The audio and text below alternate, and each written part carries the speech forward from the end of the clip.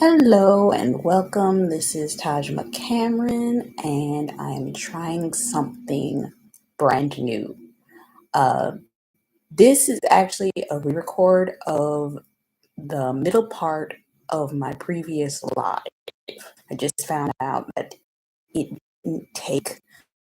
So here we are about a week later recording the mid part over again.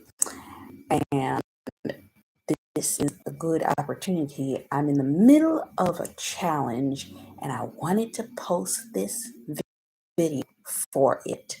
So we're just going to continue where we left off somewhat and pick up there and move into content. I want to take this moment to say I thank us in the challenge they mentioned a application that could be used that I could turn my phone into my computer's webcam, and that completely improved the quality of video footage you're seeing at this particular look camera.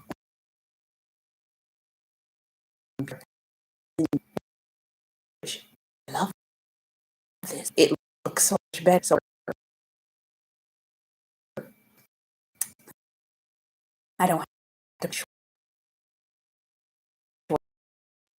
it alternative. So it actually does a good job. Time that I'm with. So we're going to pick up where we left off in the content, which is actually better because now I do not have to look around the content to look at my web screen, which is really good.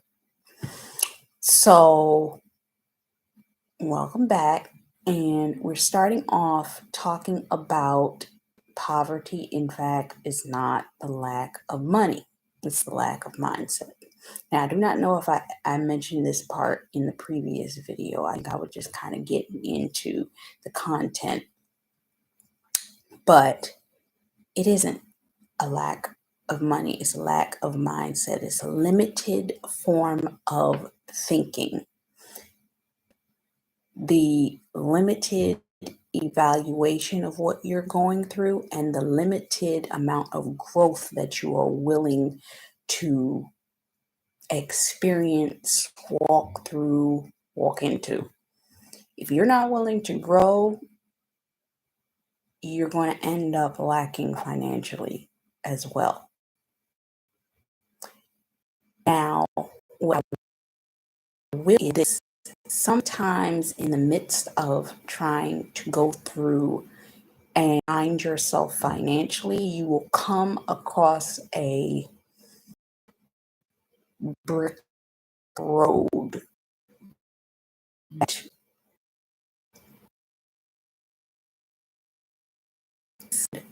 It's a series of decisions that need to be made. And in the midst of these series of decisions, you will come to find that if you don't, in that moment, change your mindset, you will not grow from that. For me,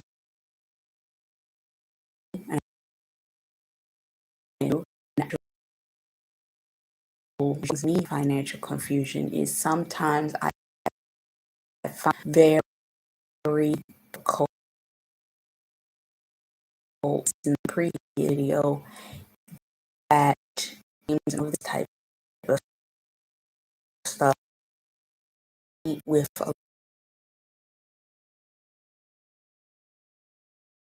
lot to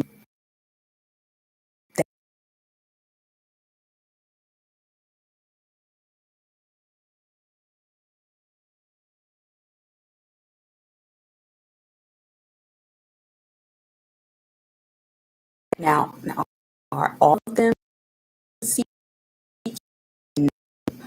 But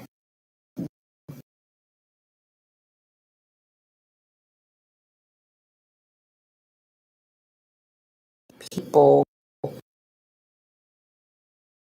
trying to rich. So I'm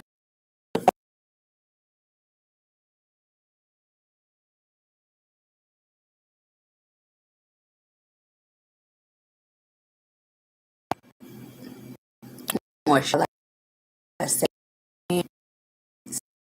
the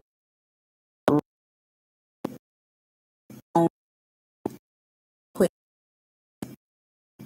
behind ask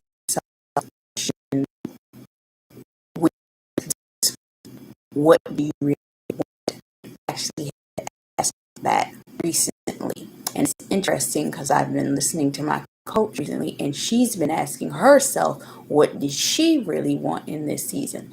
You have to come to that particular point in order to determine how you're going to grow. A limited person will get to that question and decide to stay where they are because it's more comfortable there. For instance, my coach has been asking us to stretch in this recent season. And I noticed every time I stretched, whether I stretched immediately or stretched within a period of time, I came to an understanding I was able to meet them where they were. Because she's become or is becoming at a point that either you follow me or you get left behind. And she's always been that type of person. So you have to stretch to meet her where she is. She's not going to stretch to meet you so much where you are. She's been doing that, and that has left her at a deficit. And now she's coming to a phase where she's like, you got to meet me, because it was tiring her. And we all saw that. And I'm in that phase as a person on the outside looking in. How do I not become that tired? How do I not do that as I'm beginning to build what it is that I'm beginning to build? So I had to sit down and I had to ask myself questions. But that's the thing you have to do in order to break through your limiting beliefs, in order for you to break through the limited evaluation. If you don't evaluate yourself, you will be left behind. That if you don't sit down and allow yourself to think, then and grow, then you'll be left where you are and you'll see other people moving past your particular point and you're like, okay, I can't stay here. Next, are you pregnant with purpose? This is a major question. This is something that's been on my heart for at least 3 years, maybe, because I sat down in 2018, I think it was, about summertime, and I dictated a book into a document that I turned into a book called Are You Pregnant with Purpose? I recently created a actual audio, not audio, video series that right now is currently available on Instagram to view. But are you pregnant with purpose? What are you pregnant with? Financially, it is good to have goals. When you have goals, they help you to find your passion. What are your gifts? Find your mom's gift, and it's really that pregnant with, because I have a ton of gifts. I have a lot of things that I'm talented at. My hands in a lot of things. My biggest issue, and this is something that I also have to do, which returns us back to the previous point, poverty is not a lack of money, it's a lack of mindset, understanding the balance. I'm not so much a person that balances herself. I find myself focusing a lot of my energy in one direction or a bunch of directions all at the same time. And if I'm focusing myself in a bunch of directions all at the same time, trying to call myself balancing things, then I find myself moving forward in a slower pace. Some people will tell you you should focus directly on one thing. My thing is, if you're a person that is just beginning or in a phase of your journey, that as you are determining what your purpose is, you're finding what works, what doesn't work. You're finding out, okay, I want to keep this. Okay, I don't keep this. Okay, I keep this. I want to use it later. You are seeking out what's working. At working on all these. This means that as you're working, what you're working on, it has a tendency that it may be, how do I put this? That the thing that you're working on may be for a specific season. It may not be for the season that you're in. And you can, what I find for me is when I work on things, I work as much out as I can, and then I stop that thing and determine, am I going to continue this thing this season or am I going to stop for this season? I run my own podcast.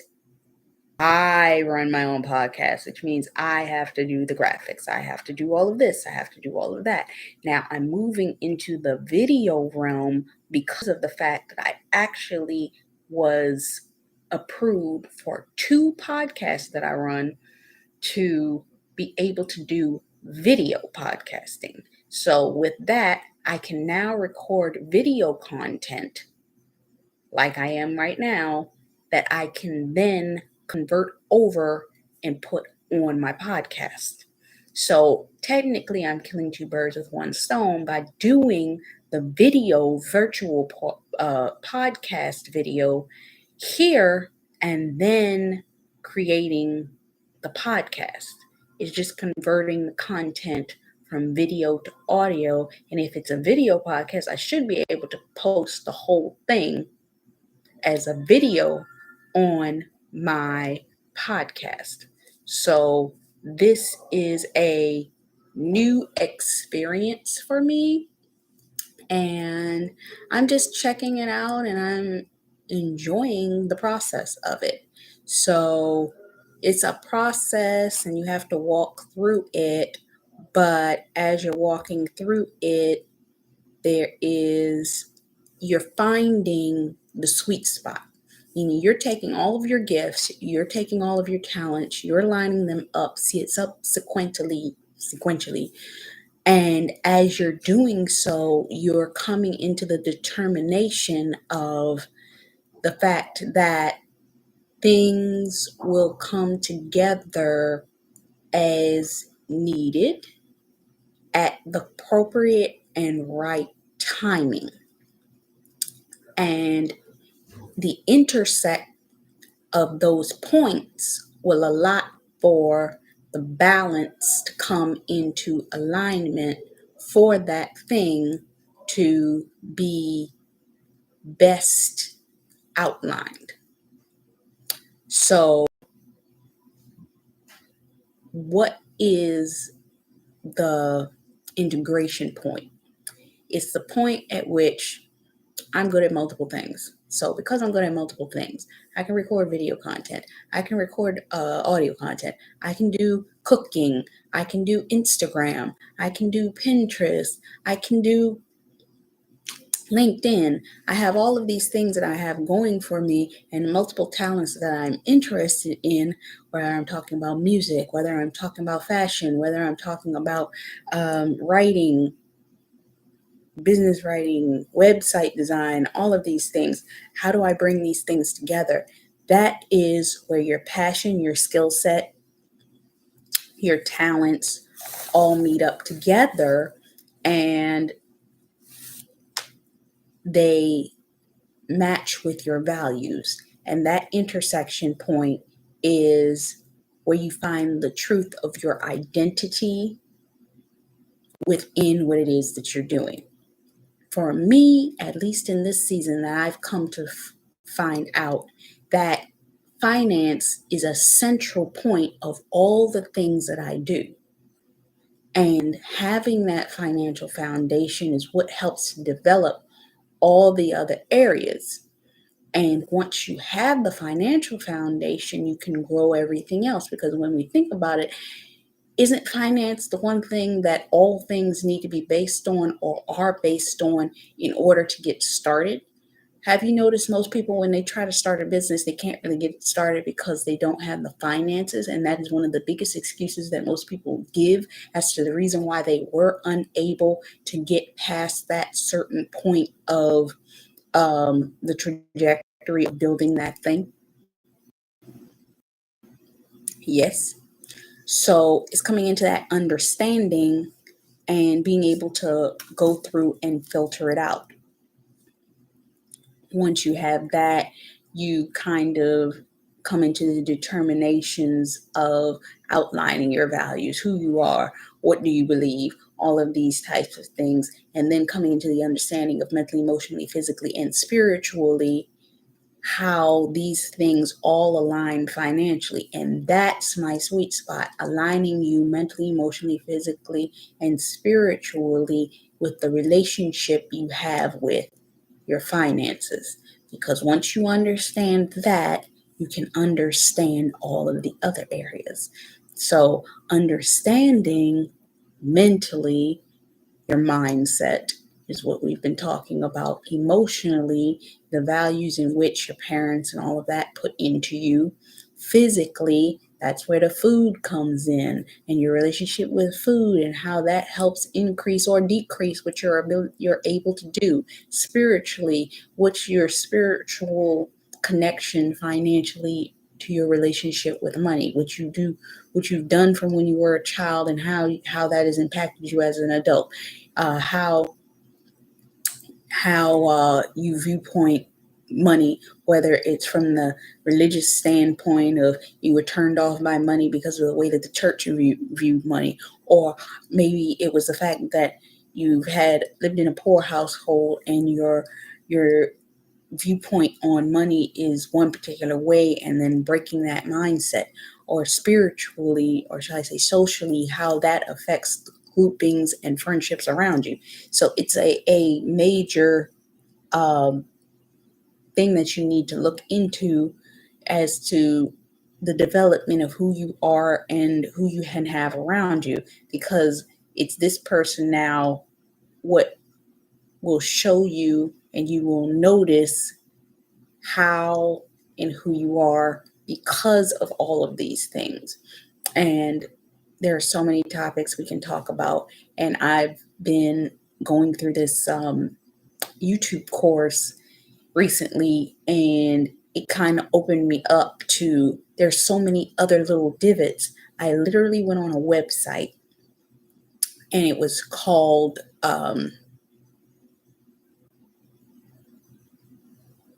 Ask the Public.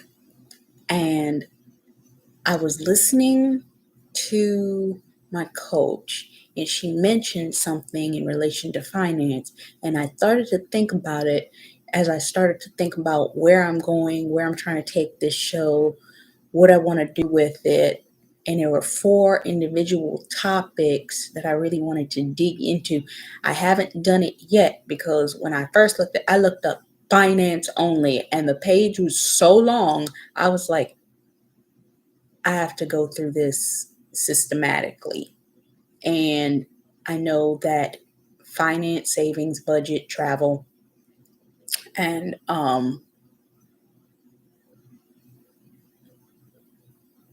it's one more that is slipping my mind right now. But all of these things, and I do talk about these things. I even talk about it in one of my courses. I talk about each of these things individually, but sometimes you can have a series of things that you're talking about, but because you talked about it over here and you talked about it over here and you talked about something over here, it doesn't kind of line up in your brain that you were talking about these things in sequential order the whole time. You just didn't know the order you needed to talk about them in. And it's becoming clearer and clearer what my order is. And that's finding out and figuring out how you're pregnant with purpose. Then understanding your familiar habits and patterns that were passed down generationally, depending on, and as we know, with African Americans, we had to deal with slavery, segregation, division of territories, division of districts, having the ability to go here and there. So that actually suppressed our viewpoints of what success is, what you can and can't do, being told for years, especially if you go back and you think about your grandparents and your great grandparents, what they had to deal with on a regular basis. And when you're thinking about what they had to deal with on a regular basis, they passed it to their children and their children's children, and they passed it to you. And then once that happened, you kind of had this mindset, I can't get to that level because even if it's right across the street, where it's almost like trauma bondage that bonds you or keeps you bound to understanding that you can't go over there.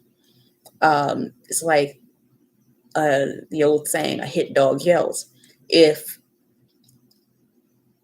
you are mentally trained to not go past this point, you take a dog that was put in a shock collar, and it was in a shock collar for a period of time. The shock collars prevent it from going past a certain point. You look at your family lineage and generationally that they don't go past a certain point. It's because that's what they were taught. I heard Steve Harvey even say this. He said, if you take was it a grasshopper? It was some type of jumping creature, and he said it could literally jump vertically about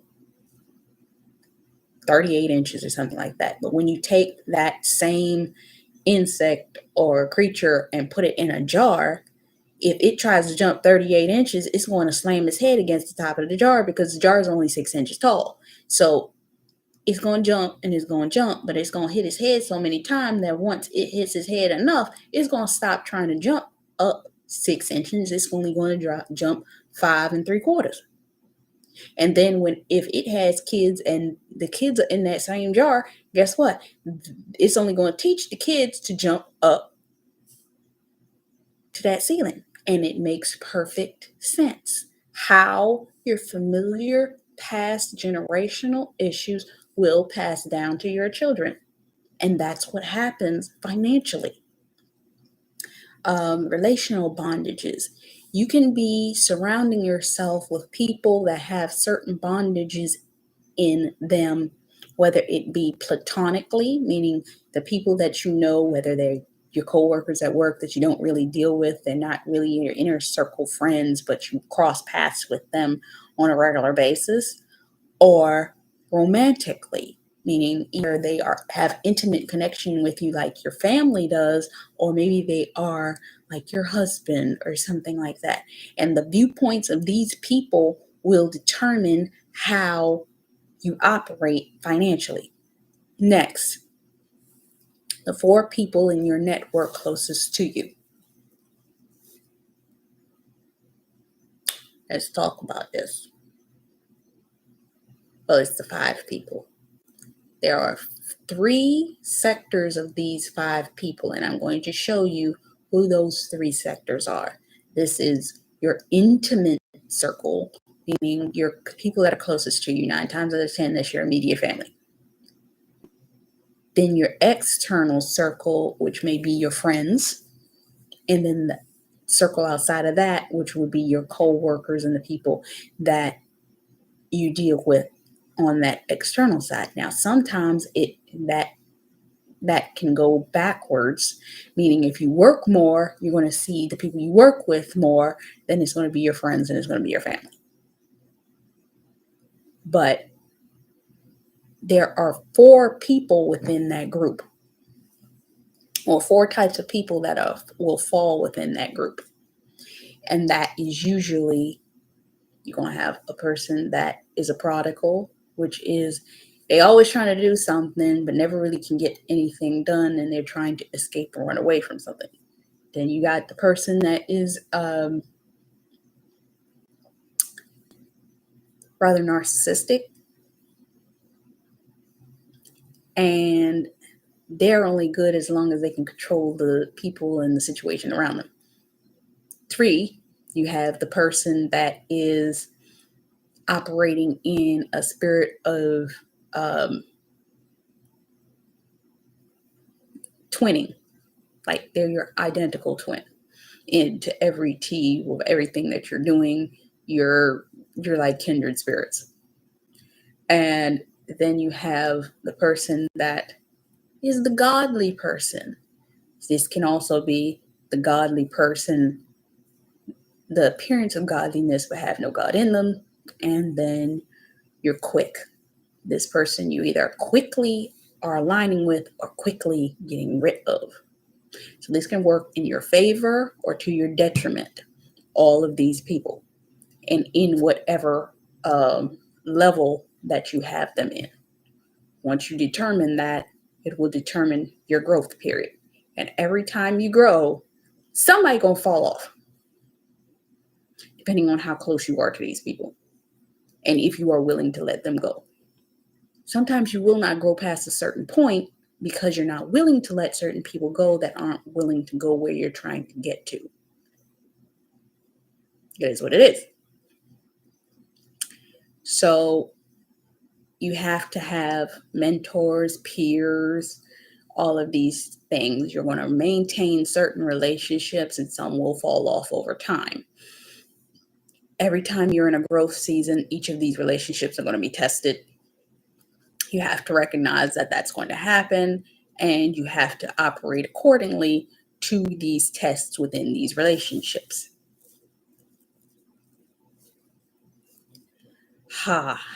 Being a blessing to the wrong person.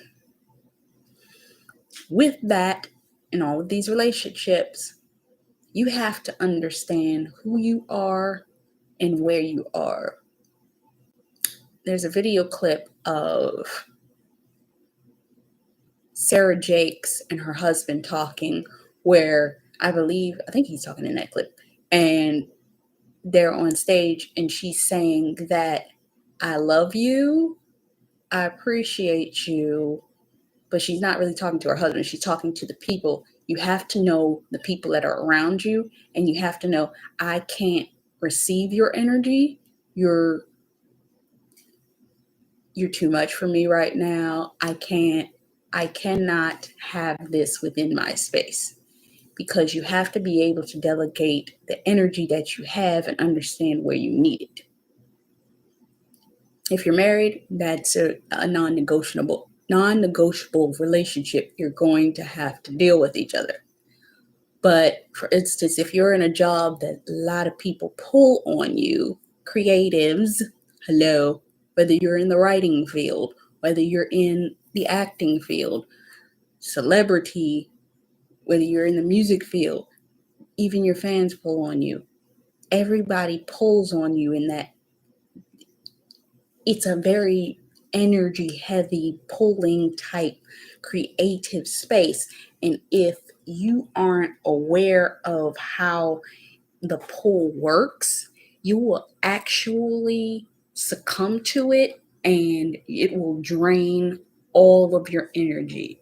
I saw this happen with my coach, and I've seen it happen with other people. When you allow people, you want to help everybody and everybody wants your help, and it will pull on you.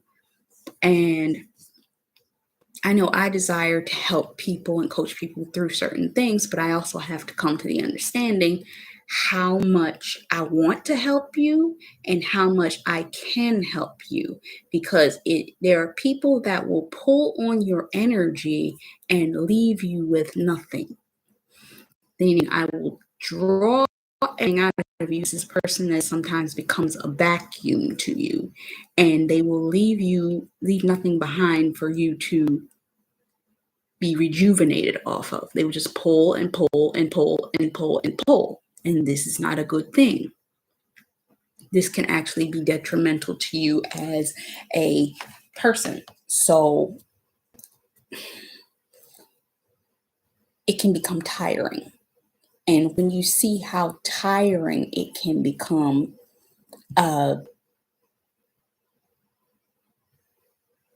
it can make you not catch on to things. Some people, like the person, like I said, that has that narcissistic spirit, will manipulate a person if they realize they can. Then, for instance, you have to have relationships that value you around you, whether it's a man that's in your life, whether it's a woman that's in your life, that if they don't value you, you will find that they are drawing all of your energy from you. Some people would rather sit and draw your energy from you and never commit to you and then just move you on to the next person. Or you end up in some situations, especially as women, we have to be careful that when we get into relationships, there must be a certain amount of respect and mutual understanding between you and the person that you're partnered with. For instance, as women, we know that when we get married, we want to have kids.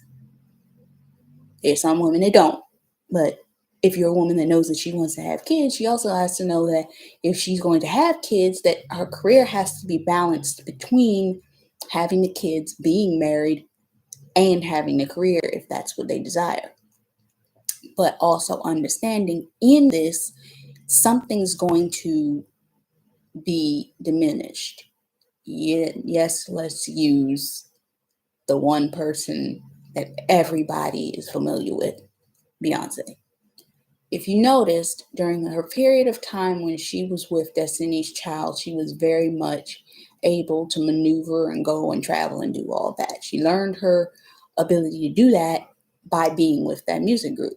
Then she became her own single artist, still managed by her father, and she was able to learn the ropes of being a solo artist.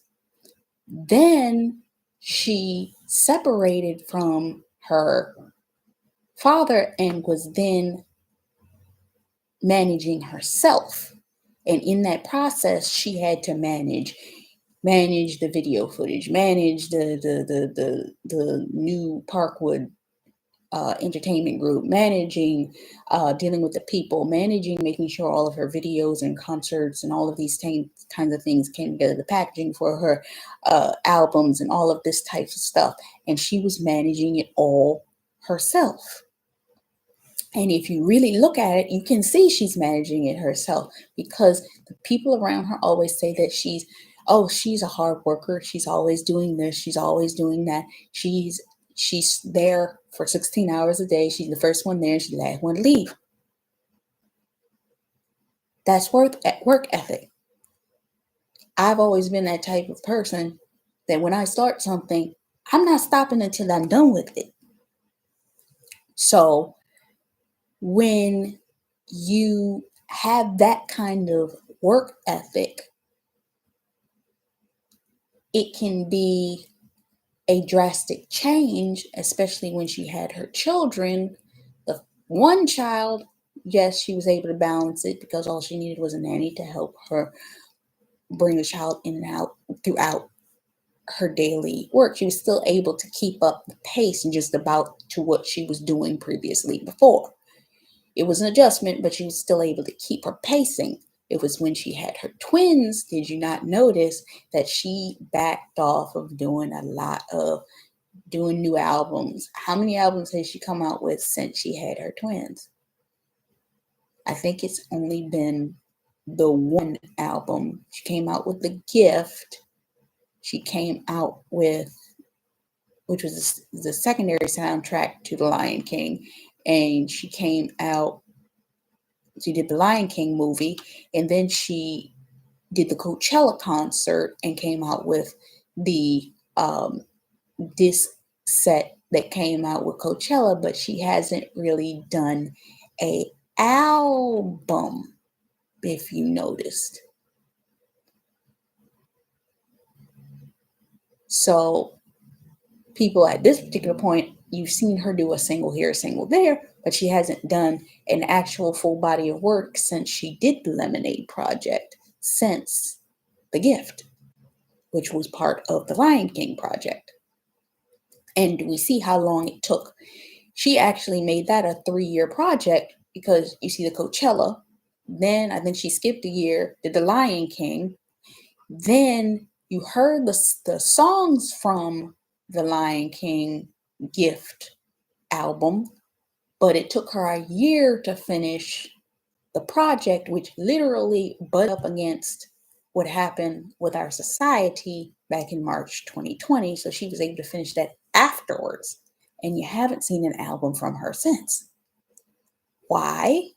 Because of the fact that the pace at which she could run when she was a single woman that was operating as a single woman changed. Even with the business acumen of her husband, that still changed when she had 3 children. So you see her now doing other projects, the clothing line, the other types of things, putting her hands in other areas and pursuing them. And she's now more, you could put a single out here, single out there. But when you are a female, and a lot, I've seen this happen, even Erica Campbell and Tina Campbell said this.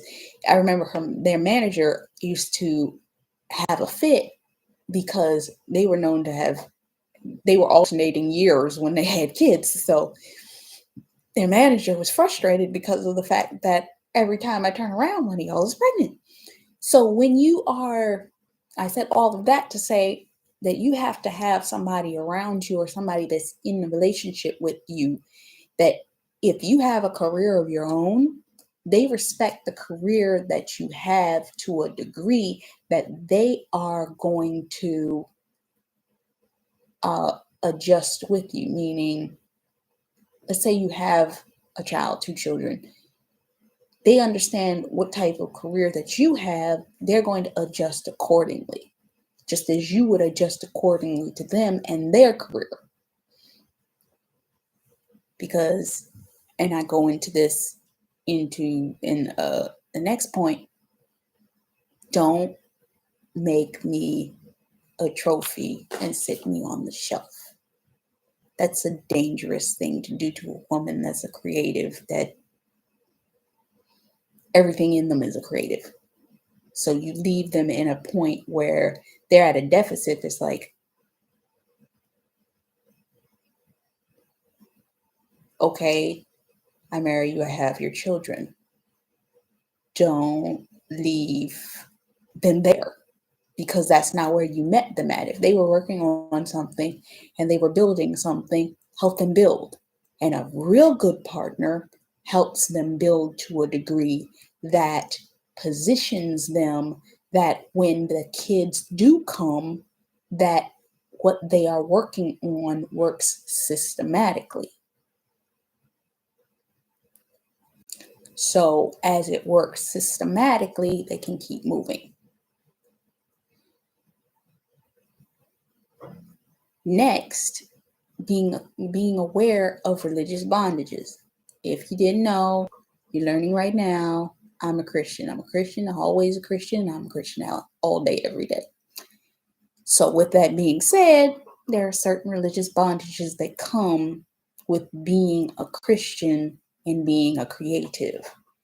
And if you feed into those bondages, you will be held back. For instance, money is the root of all evil. Going back to what I was saying earlier about mindsets and poverty is a lack of mindset. If people believe that money is the root of all evil, it's not. Money is the root of all evil. It's the love of money that is the root of all evil. How money is applied to what you need, and if you are idolatrizing the money as you use it. The reason that I've had the delays that I've had financially is because I never wanted to become one to idolize money. And because I didn't want to idolize money or focus too heavily on money, a lot of times it didn't happen. And you have to have knowledge, but not so much that it puffs you up, because you must, in all you're getting, get wisdom. Desire to have money, but know that the money is a tool and a tool only for you to be able to do what it is that you need to get done. And standing out in your ability to progress, because it helps you grow. There's a misconception of prosperity gospel in the church. Prosperity is needed because a lot of things that the people in the church need to get done can't be done by osmosis. You need money, and not everything is going to be a fundraiser here and a so and so there. Some things you're going to have to make the money up for. So that's why people are like, oh, how is it that a Christian have their own business and ask people for money? Because of the fact that it's a business that they're operating. No, the church is not a business. No, what they're doing for the church is not a business. They have a side business outside of having their church ministerial nonprofit. That's where you get your fundraising stuff. But if they got a business, that business is parked. You have to have that understanding. It is not a sin to have wealth. It is a sin to steal, manipulate, and or kill, lie, or destroy your own destiny in the process of trying to get money. That's a sin. These are all religious bondages that need to be broken by people.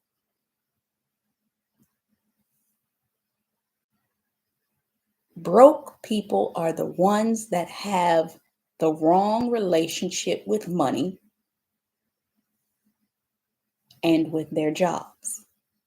If they are using it to steal, kill, or destroy in any way. There is such a thing as being in a situation where if you're not careful, and this is mindset, if you don't have the right mindset, what will happen is you'll get a financial breakthrough, something will come up, start to draw that money away from you that you just got, whether it's an important responsibility or an emergency, and the next thing you know, you'll look up and find out that you're right back where you are, because what's happening is you're going through a spiritual allowance, and or trying to give it a term that's not religious, but it's basically mindset boundaries. This is when you see a person win multiple millions of dollars, then all of a sudden the life around them begins to attack the money that they just got. And you find out within a year, 5 years, they're right back at the same financial level that they were, because they were not mentally aware or able to be a good steward of the money that they had. So they allowed their surroundings to pull all that money away from them.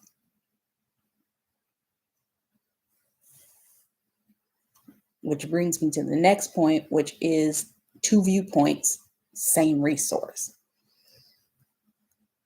The world has a view of what finances should be, and the church has a view of finances.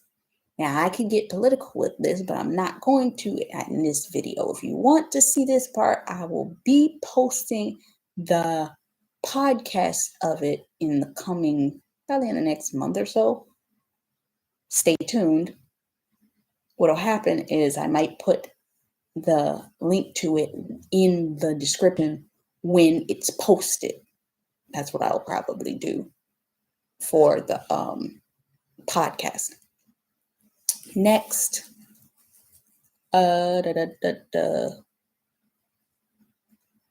Westerners are emotional. What usually happens is people in our Western world, which means in the United States, can't really understand or handle the pressure of being called out or the weight of being under wealth. This is why you end up seeing a lot of celebrities, when they have too much fame hit them too fast, some of them will commit suicide. Some of them, if they don't have the right support system, will end up drinking, smoking, drugging, and we ain't even going into the way that industry works.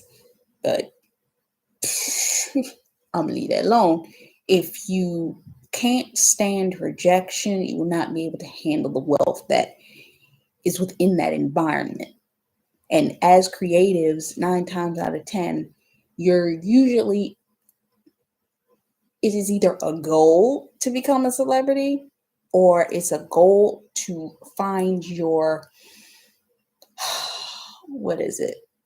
balance. Meaning, there are some musicians that don't want to become major celebrities, but they want to have and live the lifestyle that is comfortable for them.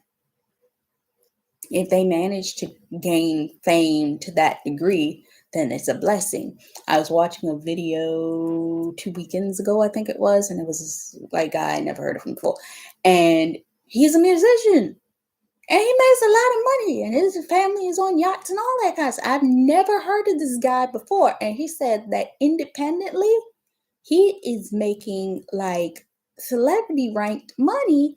But his complaint, and the reason I was looking at the video, was he was saying that as an indie musician, he was making record sales that a regular musician was, but he could not break through to get on Billboard playlists and stuff like that. And he literally showed you the correspondences that he went through in order to try to break through into those areas as an independent artist. And it was interesting because I'd never even thought of it that way. And there are people that they aren't looking for the fame of the lights, the camera, the action, the publicly trending, what have you. But you actually have to come to the understanding. I'll say this much. As an indie artist, in comparison to mainstream, there are, how do I phrase this without sounding kind of off? There are barriers between the two walls. And if you don't play the game between the barrier of indie to label artist, the way that the system is set up, you're not coming into that door. The only way you're getting into that door, thank God for being Christian, if you're Christian and the Lord opens that door for you, can't nobody keep you out. It's a clip Sierra speaking at one of the award shows, and she was saying that when the Lord opens the door for you, can nobody keep you out of it. That's what the Lord wants you, then you will get there. But if you try to do that with your own strength, you are not getting through those doors. You have to have the will. Favor is painful, meaning if you can get through those doors, as you continue on that format, if you can get through those doors and you get the favor to get through those doors, understand that then people won't be looking at you funny because they're like, how the heck did you get here? I know from listening to a woman I respect. She had the opportunity of she was working in this company, and she elevated in the company quickly within about a 6-week period. And when she elevated in that 6-week period, she went to one of their events, and you can trace and track the way people look at you through how do I say this? Through viewpoint. And if their viewpoint of you is a specific way, you'll come to find that people have a tendency not to like you.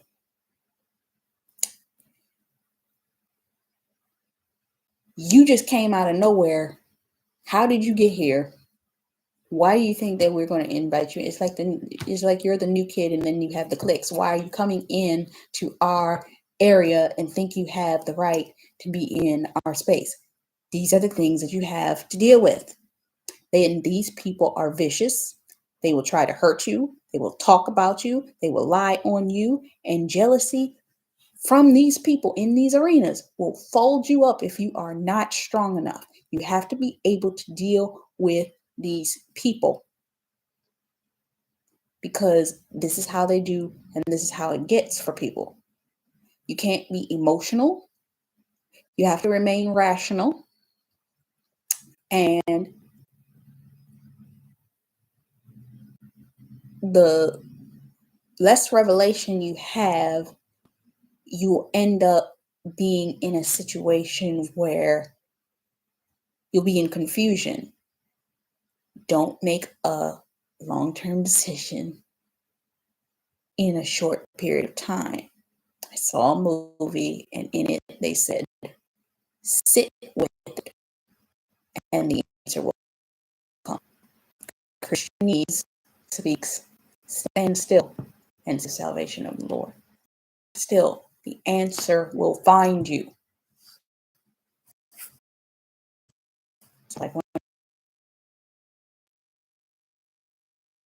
of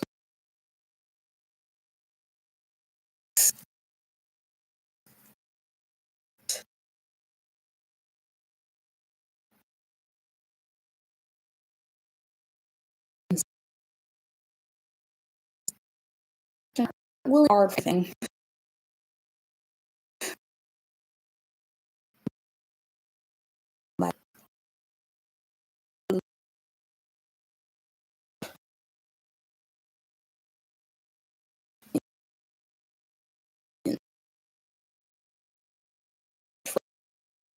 What was the key catch for you?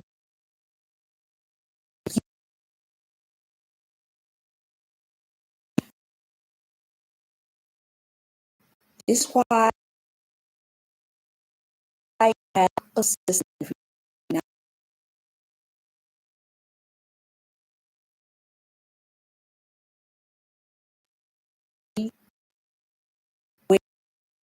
where